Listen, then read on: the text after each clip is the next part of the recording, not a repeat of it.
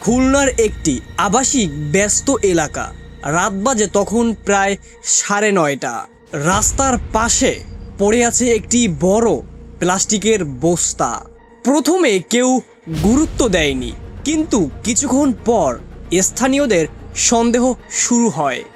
কাছে গিয়ে দেখা যায় বস্তার ভিতরে রয়েছে একজন মানুষের মরদেহ। পুলিশ এসে বস্তা খুলতেই সামনে আসে এক ভয়ঙ্কর দৃশ্য। যে দৃশ্য দেখার পর পুলিশ হতবাক হয়ে যায়।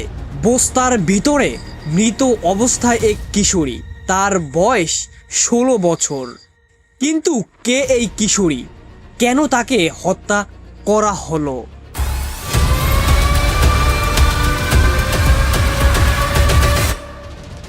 আর সবচেয়ে বড় প্রশ্ন, যে মানুষগুলো তাকে পৃথিবীতে এনেছিল, সেই বাবা মার নামই কেন উঠে এলো এই হত্যাকাণ্ডের ঘটনায়? আজকের ভিডিওতে আমরা জানব খুলনার আলোচিত আরফানা হোসেন নির্জনা হত্যাকাণ্ডের পুরো ঘটনা। আসসালামু আলাইকুম, আমি আছি আপনাদের সাথে তাজুল। সবাইকে অনুরোধ করে বলবো, ভিডিওটা অবশ্যই শেষ পর্যন্ত দেখবেন। এর একটা কারণ আছে। নিহত কিশোরীর নাম আরফানা হোসেন নির্জনা। তার বয়স মাত্র 16 বছর। তিনি খুলনা মহানগরের সোনাডাঙ্গা থানার বসুপাড়া বাসতলা এলাকার বাসিন্দা ছিলেন। নির্জনা ছিলেন বালনগর সরকারি প্রাথমিক বিদ্যালয়ের 10ম শ্রেণীর শিক্ষার্থী এবং তিনি তার বাবা মায়ের একমাত্র সন্তান ছিলেন। তাদের পরিবারে সদস্যরা হলেন মাত্র 3 জন। বাবা মোহাম্মদ আলিম হোসেন আকাশ এবং মা আরিফা ইয়াসমিন সীমা। একজন সাধারণ স্কুল ছাত্রী হিসাবে তার জীবন চলছিল, কিন্তু ব্যক্তিগত সম্পর্ক এবং পারিবারিক দ্বন্দ্বের কারণে সেই পরিবারই অস্থিরতা সৃষ্টি হয়। 8ম শ্রেণীতে পড়ার সময় নির্জনা এক ব্যক্তির সঙ্গে প্রেমের সম্পর্কে জড়ান। পরবর্তীতে পরিবারের অমতে বা নিজের সিদ্ধান্তে তিনি একজনকে বিয়ে করেন। তবে তিনি অপ্রাপ্তবয়স্ক হওয়ায় তার পরিবার তাকে ফিরিয়ে আনে।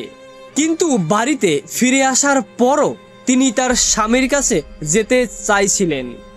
এই বিষয় নিয়ে দীর্ঘদিন ধরে তার পরিবারের ভিতরেই বিভিন্ন উত্তেজনা তৈরি হয়েছিল। পুলিশের ভাষ্য অনুযায়ী মেয়ের ব্যক্তিগত সম্পর্ক ও বাড়ি থেকে চলে যাওয়ার বিষয় নিয়ে বাবা মায়ের সঙ্গে তার প্রায় ঝগড়া হতো। এক পর্যায়ে এমন অবস্থা হয় যেন মেয়েকে কোনোভাবেই তার বাবা মা আটকাতে পারছিলেন না।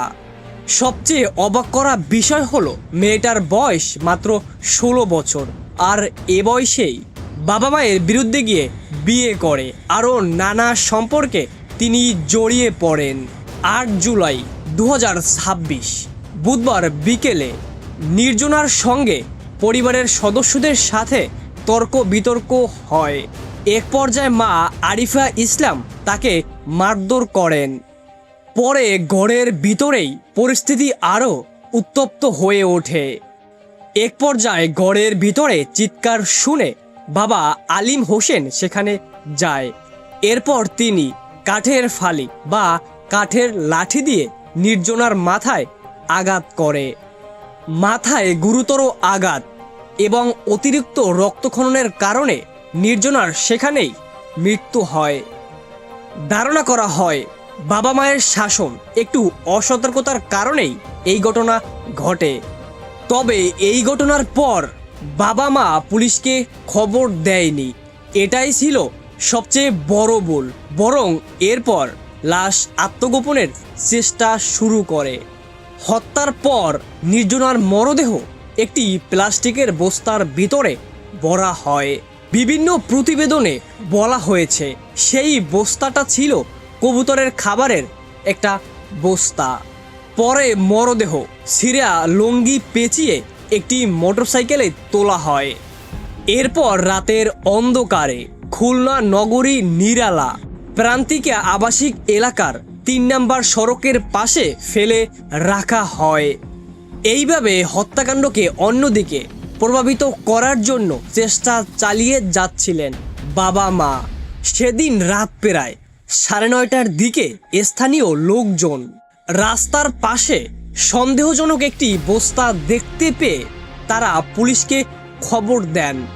খুলনার সদর থানার পুলিশ দ্রুত ঘটনাস্থানে পৌঁছান। বস্তা খুলেই তারা এক কিশোরীর মরদেহ উদ্ধার করেন। মরদেহটি পরে ময়নাতদন্তের জন্য খুলনা মেডিকেল কলেজ হাসপাতালে মর্গে পাঠানো হয়েছে। পুলিশ তখনও জানতো না মেয়েটির পরিচয়। শুরু হয় রহস্য উন্মোচনের লড়াই। পরিচয়হীন মরদেহ হওয়ায় তদন্ত জটিল হয়ে পড়ে। এরপর পুলিশ আশেপাশের বিভিন্ন জায়গার সিসিটিভি ফুটেজ সংগ্রহ শুরু করে। পুলিশ সেই রাতেই তথ্য প্রযুক্তির সহায়তা নেয়। সামাজিক যোগাযোগ মাধ্যমেও মরদেহের তথ্য প্রচার করা হয়। পরে মা আরিফা ইয়াসমিন মর্গে গিয়ে মরদেহ শনাক্ত করেন। তখন নিশ্চিত হওয়া যায় নিহত কিশোরী আফসানা হোসেন নির্জনা। লাশ শনাক্ত হওয়ার পর পুলিশ নির্জনার মাকে জিজ্ঞাসাবাদ শুরু করেন। প্রথমে তিনি বিভ্রান্তকর তথ্য দেন জানিয়েছে পুলিশ, কিন্তু ঘন্টার পর ঘন্টা জিজ্ঞাসাবাদ চলতে থাকে। এক পর্যায়ে পুলিশ তার দেওয়া তথ্যে অগ্রগতি দেখতে পান। তখনও মা পুলিশের কাছে হত্যার কথা স্বীকার করেনি, এমনকি স্বীকার করতেও চায়নি। এক পর্যায়ে তিনি হত্যাকাণ্ডে নিজের সম্পৃক্ততার কথা স্বীকার করেন। এরপর পুলিশ তাকে আটক করে। মায়ের দেওয়া তথ্যের ভিত্তিতে তদন্তকারীরা হত্যাকাণ্ডের ব্যবহৃত একটি রক্তাক্ত কাঠের লাঠি বা কাঠের ফালি উদ্ধার করে। এটিকে মামলার গুরুত্বপূর্ণ আলামত হিসাবে জব্দ করা হয়েছে। ফরেনসিক পরীক্ষায় বিষয়টি তদন্তের অংশ হিসাবে চলমান রয়েছে। মা আরিফা ইয়াসমিনকে গ্রেপ্তার করে আদালতের মাধ্যমে কারাগারে পাঠানো হয়েছে। অন্যদিকে প্রধান অভিযুক্ত হিসাবে উল্লেখ করা বাবা মোহাম্মদ আলিম হোসেন আকাশ এখনও পলাতক। তাকে গ্রেপ্তার করার জন্য পুলিশ অভিযান চালিয়ে যাচ্ছে। বাবা মার একমাত্র মেয়ে ছিল, কিন্তু সেই মেয়েই বাবা মায়ের মতের বিরুদ্ধে চলে যায়। পরিবারের অমতে বিয়ে করে, এমনকি নানা সম্পর্কেও তিনি জড়িয়ে যায়। একবার ভাবুন, মাত্র 16 বছর বয়স, আর এ বয়সেই এত কিছু। পরিবার কিছুতেই মেনে নেয়নি, বরং এটা মেনে নেওয়ার কথাও নয়। একজন 16 বছর বয়সী স্কুল ছাত্রী, যার সামনে ছিল এসএসসি পরীক্ষা, উচ্চশিক্ষা এবং একটি দীর্ঘ ভবিষ্যৎ তার সামনে অপেক্ষা করছে, কিন্তু সেই পারিবারিক বিরোধের জেরে জীবন থেমে যায় অকালে। পুলিশের তদন্তে উঠে আসে এমন এক অভিযোগ যা পুরো সমাজকে স্তব্ধ করে দিয়েছে। এখন দেখার বিষয়, চলমান তদন্ত বিচার প্রক্রিয়ার মাধ্যমে এই হত্যাকাণ্ডের সম্পূর্ণ সত্য কতটা সামনে আসে এবং নির্জনার মৃত্যুর জন্য দায়ীদের বিরুদ্ধে কতটুকু আইনি ব্যবস্থা নেওয়া হয়। আর পরিবারের সবচেয়ে বড় ভুল এটাই ছিল, তারা মেয়ের লাশ গুম না করে পুলিশকে খবর দিত, সবকিছু স্বীকার করে নিত। এই বিষয়টা আমি মনে করি 100%-এর অন্তত 70% সমাধান হয়ে যেত। কিন্তু এখন বিষয়টি মোটেও সহজ নয়। তারা অপরাধী, মা গ্রেপ্তার, বাবা পালিয়ে আছে, পরিবারটাই ধ্বংস হয়ে গেল। ধন্যবাদ সবাইকে। সবাই ভালো থাকবেন, সুস্থ থাকবেন, নিজের খেয়াল রাখবেন, আর অবশ্যই পরিবারেরও খেয়াল রাখবেন। দেখা হবে অন্য একটা ভিডিওতে। আল্লাহ হাফেজ।